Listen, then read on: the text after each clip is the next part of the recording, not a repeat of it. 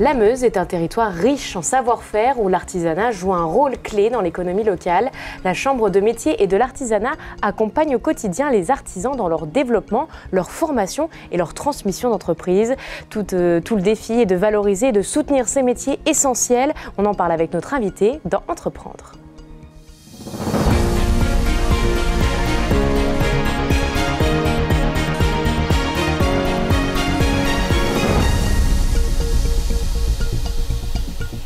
Bonjour Philippe Tournois. Bonjour Clémentine.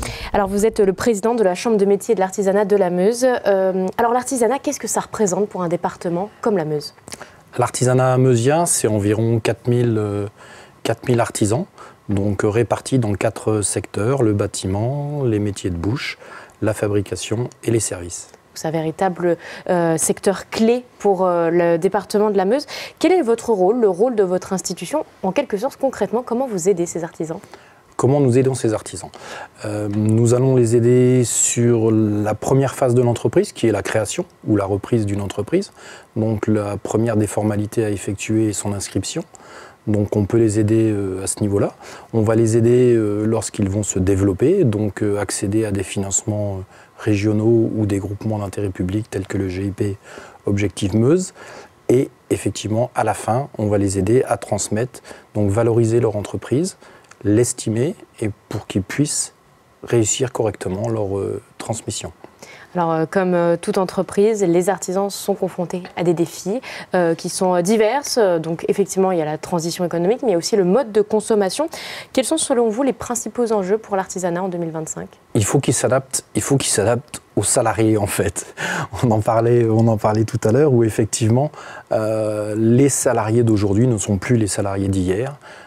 Les salariés qui faisaient 20 ans dans la même entreprise ne se retrouvent plus maintenant.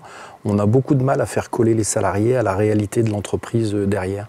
Et effectivement, c'est un des grands défis de l'artisanat de réussir à fidéliser ses salariés. Alors comment on peut fidéliser ces salariés justement ? Alors comment on peut les fidéliser indépendamment du salaire, parce que c'est plus le phénomène déterminant aujourd'hui, en fait, c'est la capacité à organiser son travail, entre guillemets, un peu comme le salarié le veut. Et c'est là où effectivement la réalité de l'entreprise artisanale n'est pas toujours au rendez-vous de ce genre de défi. Alors effectivement, un artisan, il a des périodes creuses comme des périodes plus intenses, j'ai envie de dire. Finalement, ça dépend des artisans. Comment ils peuvent faire en sorte de garder un salarié ou d'attirer de nouveaux salariés? Le recrutement est important. Le recrutement est important, oui, effectivement. Alors, il va y avoir l'apprentissage. L'apprentissage peut permettre d'effectivement d'avoir un salarié qui s'identifie dans l'entreprise, qui se plaît dans l'entreprise, et de l'accueillir à l'issue de son apprentissage en fait, dans l'entreprise. Après, il y a différents systèmes. Les 35 heures en 4 jours sont aussi quelque chose qui est demandé par les salariés. On est sur une génération loisir, donc il faut pouvoir leur offrir effectivement la possibilité d'avoir des week-ends de 3 jours. Après, on a aussi maintenant les primes de partage de valeur, donc ça c'est ce qui vient de sortir pour 2025, où les entreprises vont partager la valeur effectivement de ce qu'ils peuvent accumuler. Enfin accumuler, non c'est pas le bon terme en fait, hein, de ce qu'ils peuvent gagner en fait comme bénéfice de leur travail. Voilà, tout à fait. Alors, vous le disiez, l'apprentissage est important. C'est un levier majeur pour la pérennité de ces métiers qui sont des savoir-faire ancestraux parfois. Selon vous, comment la CMA peut accompagner les jeunes à se tourner vers ces métiers d'artisanat? Alors, nous avons 2 CFA au niveau de la Chambre de métiers. Il y en a un à Épinal, un à Nancy.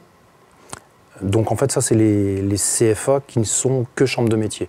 Après, il y a plein d'autres CFA. Sur Bar-le-Duc, on a un CFA qui est géré par la CMA et la CCI conjointement.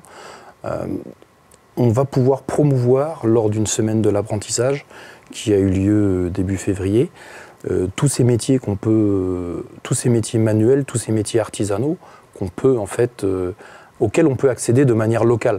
Parce que bien souvent, en fait, un jeune qui va être mineur n'a pas le permis, donc en fait, il faut pouvoir lui proposer des entreprises locales qui accueillent et des CFA aussi locaux qui puissent assurer les formations. Alors justement, vous parlez des jeunes. Les jeunes se lancent aussi dans ces métiers de l'artisanat.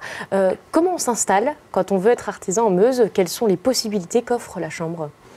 Alors la Chambre va effectuer un accompagnement en fait. Il faut savoir que toutes les inscriptions maintenant, depuis le 1er janvier 2023, en fait, tout le monde peut faire ça en ligne. C'est-à-dire qu'on veut s'installer sur n'importe quel métier réglementé, on peut le faire en cochant des cases sur un site qui s'appelle inpi.fr. Après, la difficulté, c'est que cocher des cases, on va verrouiller des systèmes comme le régime fiscal, comme le régime social derrière, ce qui peut quand même induire des erreurs. Et la Chambre de métier peut accompagner avec des spécialistes, en fait, parce que là, il faut quand même, c'est l'affaire de spécialistes, il faut pouvoir expliquer le régime des différentes entreprises et effectivement ce que ça impose au niveau social et fiscal. L'idée, c'est de simplifier tout ça pour les personnes qui s'installent. Oui, parce qu'en France, on a beaucoup de mal à simplifier les choses. On parle souvent de la nécessité de moderniser et d'innover dans l'artisanat. Est-ce que vous avez quelques exemples en Meuse d'artisans qui décident d'innover? Alors dans plusieurs domaines, ça peut être la production, la commercialisation. Alors effectivement, on peut parler d'entreprises du bâtiment qui vont innover sur du développement durable, sur du recyclage de déchets, sur l'utilisation d'eau pluviale plutôt que de l'eau de ville.